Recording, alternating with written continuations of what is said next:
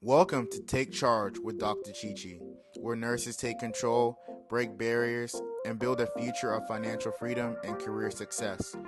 Whether you're burned out, ready to level up, or looking for the blueprint to thrive, you're in the right place. It's time to lead, grow, and win because your future starts now. Here's your host, Dr. Chichi. Hello, everyone. Welcome back to Take Charge with Dr. Chichi, the show where nurses, healthcare professionals reclaim their peace, power, and financial future. Whether you're feeling stuck, overwhelmed, or ready to take that bold step forward, this space is for you. Let's grow, lead, and thrive. Like, share, and subscribe to Take Charge with Dr. Chichi so you can be notified when future episodes are released. The theme for this episode is rewriting the script, life after burnout, and reinvention in healthcare. On today's show, I have Dr. Tola on the show, and the goal for this episode is to highlight Dr. Tola's powerful career journey and transition, discuss burnout, recovery, and faith-led reinvention, and inspire healthcare professionals through real stories and mentorship insight. For today's episode, I'm honored to have Dr. Tola, and Dr. Tola became a nurse in 1997, a nurse practitioner in 2012, and retired from nursing in 2024. And currently, she's a clinical assistant professor in one of the university system in Georgia. She's here to share her burnout story and how she took charge of her life. I know her story will inspire you to take charge yourself too. So I'm going to welcome Dr. Tola to the show. Today, we're just going to dive deep and go straight. So Dr. Tola will share her burnout story. Dr. Tola, can you say hello to our Hello, audience? everyone. Hello, Dr. Chichi. Thank you so much for having me. Wow, I am so excited to see you I'm here. honored to be here. Thank you so much, Dr. Tola. Um, like I said, we're just gonna dive deep, no delays. All right, can you briefly share your nursing journey from 1997 until your retirement in 2024? Yeah, I actually started as a CNA in 1992 when I moved to the United States. And before that, in Nigeria, I was a teacher. Wow. So I started as a CNA, and then later I became an LPN in the same nursing home. And I just discovered that I love this geriatric patient. I have a deep passion for taking care of them. So I kept moving up in the career until they asked me to leave, to leave the nursing home, because after that I became an RN, and they said, if you're an RN, you have to be a supervisor. No, I don't want to supervise anybody. I just want to take care of patients. So they said, if you don't want to be a supervisor, you can work here as taking care of patients. They only want LPNs to do that. So I left and went to the hospital. So that's where I started. And then I did home care and all kinds of things, and various clinical settings. I did agency so that I could go to different areas to take care of people, because I just like the hands-on. And in 20 in no, I went back to school again to become a nurse practitioner. Wow. So after I became a nurse practitioner, I said, well, why not take it to the top? So I got my DMP in 2012. Which is And doctor of nursing practice. Doctor of nursing practice. And that one involved, I did a little bit of hospital medicine, and then my heart just keeps going back to the home, where you will be with the patient in their home. You are like a guest there, but after a while, they could become your family. So I started doing house call as a nurse practitioner for a, I don't want to mention the the company, That's the okay. That's okay. establishment. And I thoroughly enjoyed it. until it became toxic. So what inspired your transition from clinical practice to academia? It was not my plan to transition to academia. By when the accident. when when the place became toxic, I just retired, and because at that point I got burned out, and I didn't care if my plan was to. I'll go to a Walmart and I'll be a greeter there. Hi, welcome to Walmart. That one was going to be better than what I was going through. With your doctorate, then you just, anyone that comes in at Walmart, you be like, So that was my plan, but God had a better idea. yes. And it was God that just opened the door just at the right time. Yes. When I left my job. A friend called me and said, they are looking for clinical instructors in this school. Will you be interested?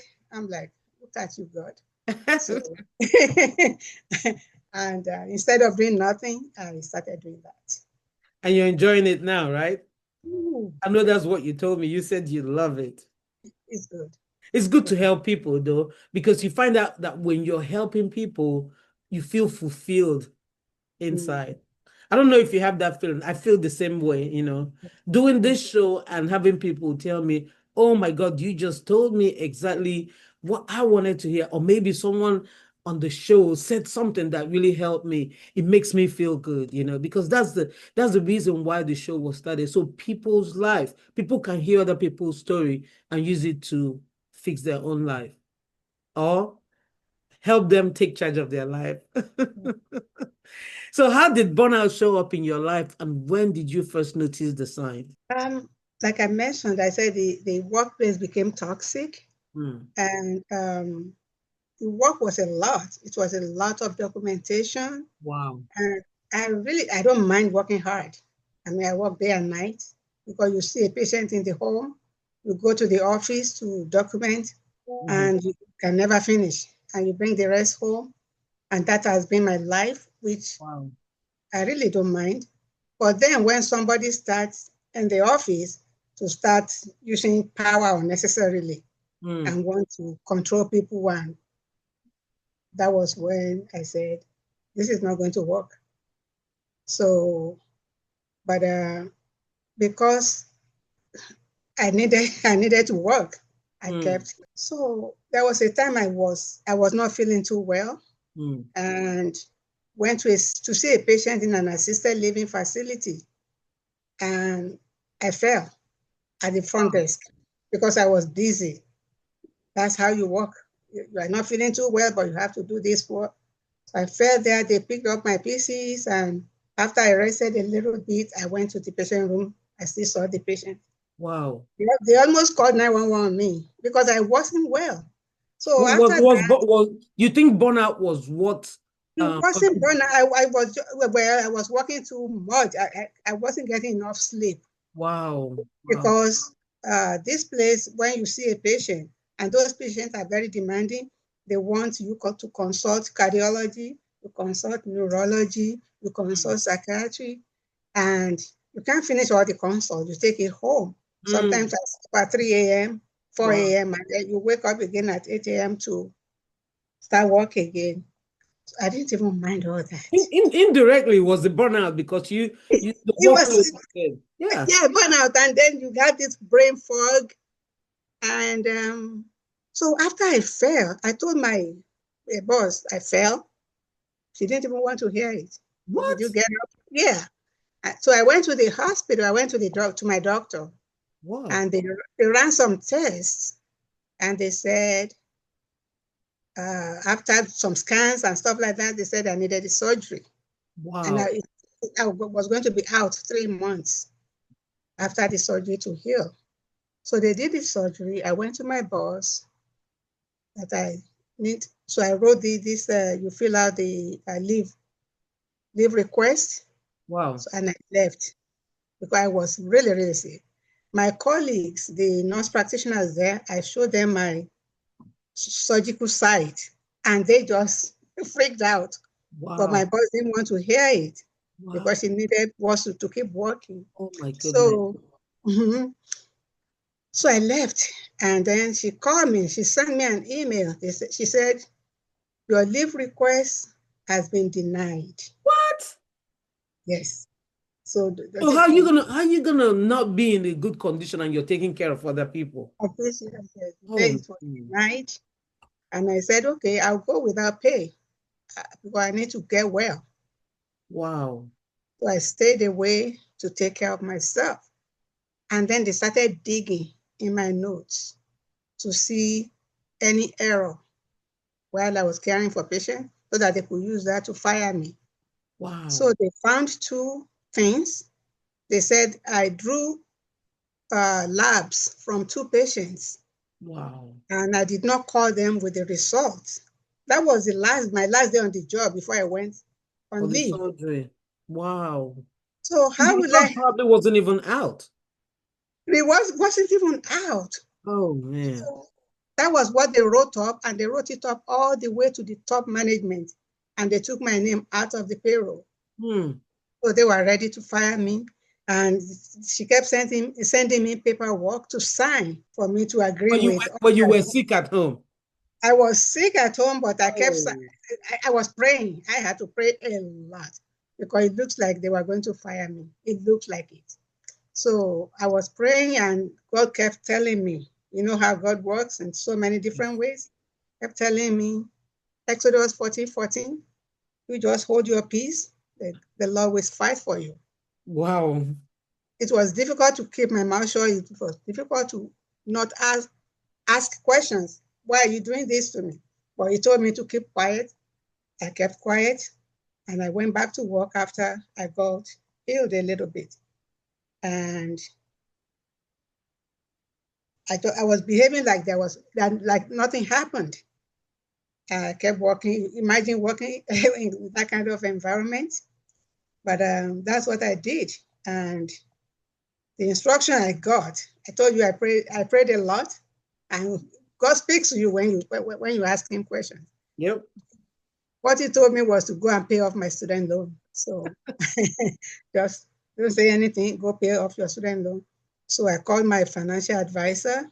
He said, that's crazy, that you cannot pay that amount. It's too much.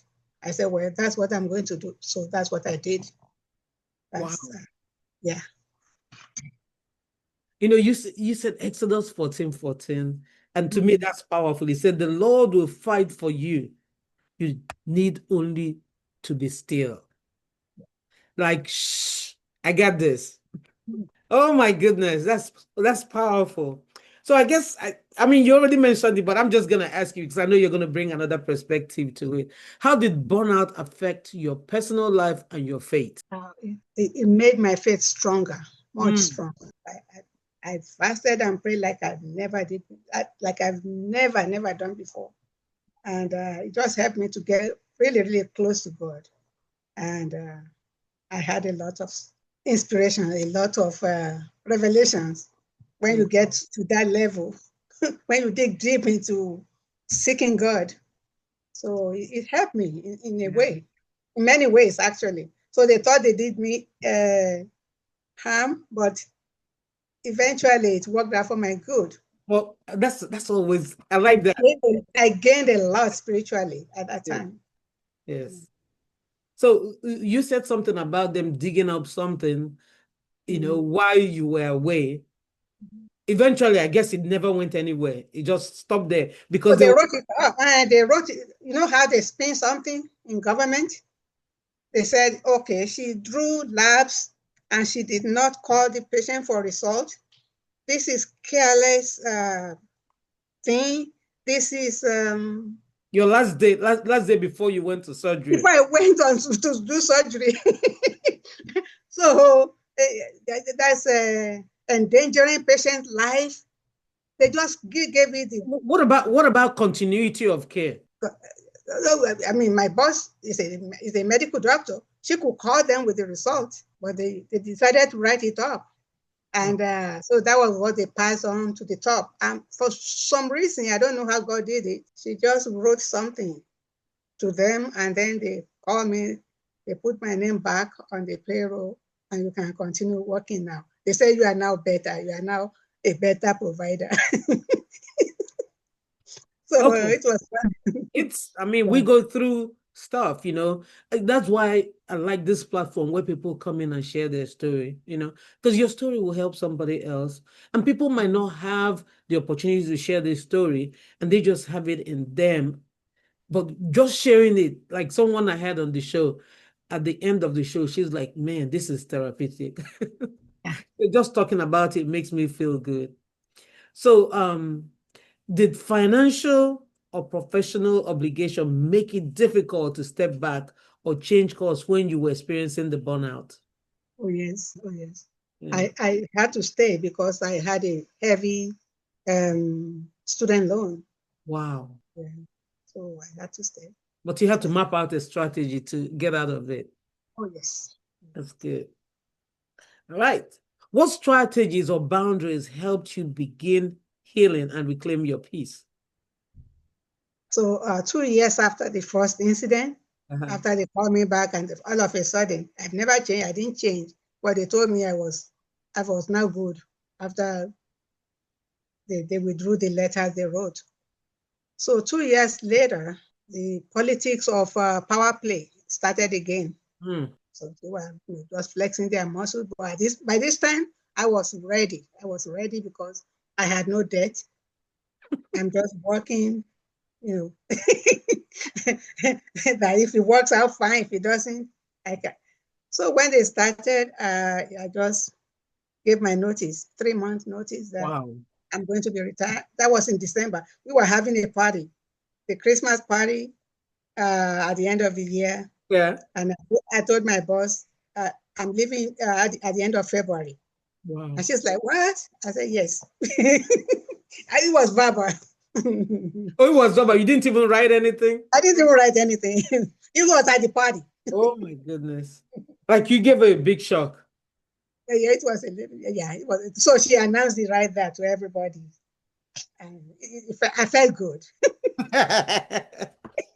Oh my goodness. So without knowing where I'm going. Yeah.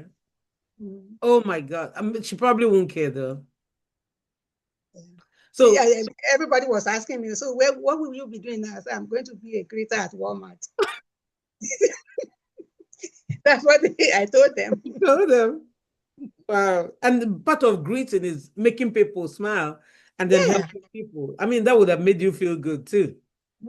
So what helped you take charge and begin the path to recovery? Like I said, after I gave my 3-month notice, I just felt so good. So oh man, I felt good. Like I have some power, like I'm not working anymore. Yeah. Yeah. So that was my recovery started at that moment. Mm-hmm. So what does life after retirement look like, Dr. Tola? For now, as a clinical, tell me what the life after retirement feels like. Life is good. I can tell you that. Life is good. Yeah. I have time now for my grandkids. Yeah, just this summer, they called me and they expressed a desire to visit Nigeria. Oh, wow. Mm-hmm. There are 6 of them, their father, their mother, and the 4 children. And I just told their mother, go into your schedule and tell me any date you are ready, I'm ready. So they chose their day in May and we went to Nigeria. Wow. I didn't need to ask for permission. I didn't, no permission, no nothing. So life is good. Life is good. I like that. Life is good. I mean, it's good if you plan it very well, though. If you plan it, I mean, those 2 years was brutal that I was planning. Yes, financial commitment can make people stay in an environment, that is burning them out, but planning helps. That's what I can get from this discussion so far. Yes. So plan your life. So how do you view the importance of mentorship and guiding the next generation of nurses now that you're assistant clinical professor? It's extremely important. And I'm very grateful for the opportunity to be able to mentor students. It just gladdens my heart. Where after you take them under your wing and you explain something to them and they brighten up. I say, wow, thank you, Lord, Wow, for that's good. this opportunity. Yeah. That's good. That's good. That's good. So what role has faith, purpose, or community played in your resilience journey? Yeah. And faith, played a very crucial role. Yes. I had to hang on to faith because at that moment when I was going through at the first time when they wanted to fire me, I had nothing to hold on to but faith. Faith. And I prayed a lot, and that's how I got through it. So purpose, will I say purpose because you actually wanted to be a greeter? So did purpose play any? Oh, I had two things in my either if they didn't give me a job at Walmart, I could go to a school system, elementary school, I'll be a lunch lady. Yeah, the cafeteria, yeah. Cafeteria lady. And that should have made you, that should have put a smile on your face. Yeah, I was planning on that or the Walmart grader. That was it. And then what about community? A community, I volunteer at a women center in Atlanta. I've been doing that since I was an MP student. Wow. So, and I'm still there, registered there. Once in a while when they need help, they call me and I go there. I know, and I always see you volunteering when there's health fairs too. Yeah. I know that part of you. I always see you. So I do the health fair, but professionally out there, way out there, where you have to submit your license and everything, certification. Wow. So, it's what I've been doing. Wow, that's good. So, Dr. Tola, what advice do you have for any healthcare professional facing burnout or considering a transition? You need to plan. You need to plan well. Wow. And you need to put your finances in order because that's the only path you have to financial freedom. So, financial freedom and financial literacy too. Educate yourself. Yes, right? And save smart. Save smart. Yeah. So you don't want to spend all the money you are earning. Yes. So this question is very important. And I'll ask you, what does taking charge mean to you? It means freedom, choices, and peace. Peace of mind. That's good. That's good. Awesome. Awesome.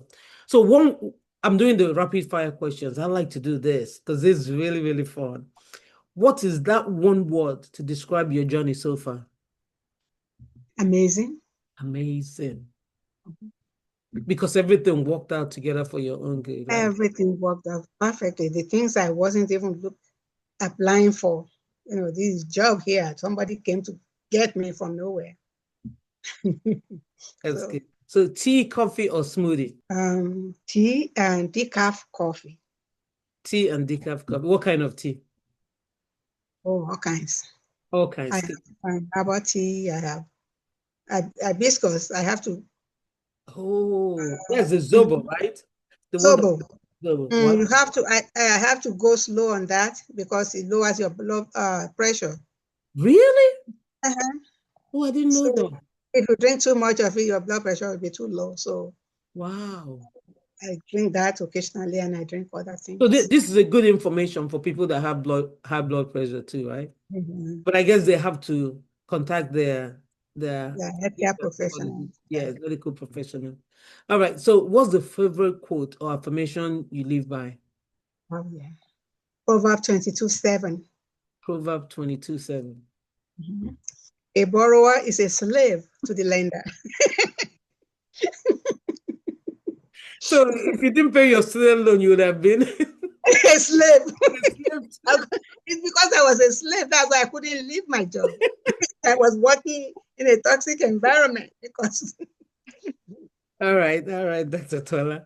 So what's next for you in this season of life? Oh, I have another one. Romans 8:31. In Romans 8:31, okay. If God is for us, nobody can. Who can be against us? Nobody can be against us. Yep. If God is for us, nobody can be against us. If people know that, they won't be fighting or trying to put people down, because the more you put them down, try to put them down, the more they will be elevate them. doing well, God will continue to elevate them. I always say if some people have power, they would have, turned some people's life off. But Yeah. God has a way of making you shine, even when people are trying to bring you down. That was a good one. Okay. One thing you do just for yourself every week. Every week I do retail therapy. Retail therapy. Mhm. What Retail therapy. I go to the mall. I thought you told us to save our money, and now you say retail therapy. No. I don't buy. Oh, I window shopping. browse. Mhm. It's mostly browsing. I don't go deep into retail therapy, like buying all the clothes and everything. I have enough clothes to last me the rest of my life. Mm-hmm. I look at those things and I just, when you do retail therapy, it's This is the it first time releases, I've heard that retail therapy. yeah, it releases dopamine. It's true. It For real? releases dopamine in your brain. Yeah. And makes you happy. Makes you so it's So like you have what about for people that don't have control, that will go into do window? so they want them, but because you can get addicted to retail therapy. Oh, People get addicted and they have to get real therapy for the retail therapy. Tola, you're always very funny. I'm sorry. But Yeah. I've never had retail therapy, but that was a good one. Retail therapy is a thing. It's a Oh thing. my God. People Wow. use it. I use it a lot. And you just go to the mall. I browse. I use it to walk too because I can Oh, take a walk walking, in the yes, I mall. understand, but retail But therapy? I look at from upstairs to downstairs, from household items to beddings to clothing to jewelry. I just look at everything and then I come home. That's interesting. That's good. That, yeah, Maybe this will resonate with somebody, and they'll be like, "Yes, I do that too." Is that what the name is? yeah, that's the name That's of it. good. That's Yeah. good. You have to have control to do that, though. You have to have control You because have to have therapists, control. psychology is one against Yeah, getting into the habit and buying a lot of stuff you don't need. yeah, yeah. So I Hmm. look at it just to look at it to say, oh, okay, that looks What I nice. used to do when I go window shopping sometimes, and I don't even have time to go to the mall now. So if I see something that I like, I'll look at it. I'll say, "Wow, they're gonna make better ones than this." That's how I Yeah, used to work out that's of that's that. the way to I said, do "Oh, it. they'll make better ones than this later." Okay. So I said I'll wait for it when the next version comes out. And of course, when the next version comes out, I said, "Oh, I'll wait for the next version." For the next person, Yeah. it's good. Mhm. Good. Thank you so much. So But finish. about every month also, I have massage therapy. Oh, good, good. I actually have a massage stuff that I have that I need to go use. I need to go get my For massage. the coupon I have certificate. it's not that it was paid for certificate. That Yeah. certificate, yeah. Yes. I Yeah. need to go use it before it actually expires. You just reminded me.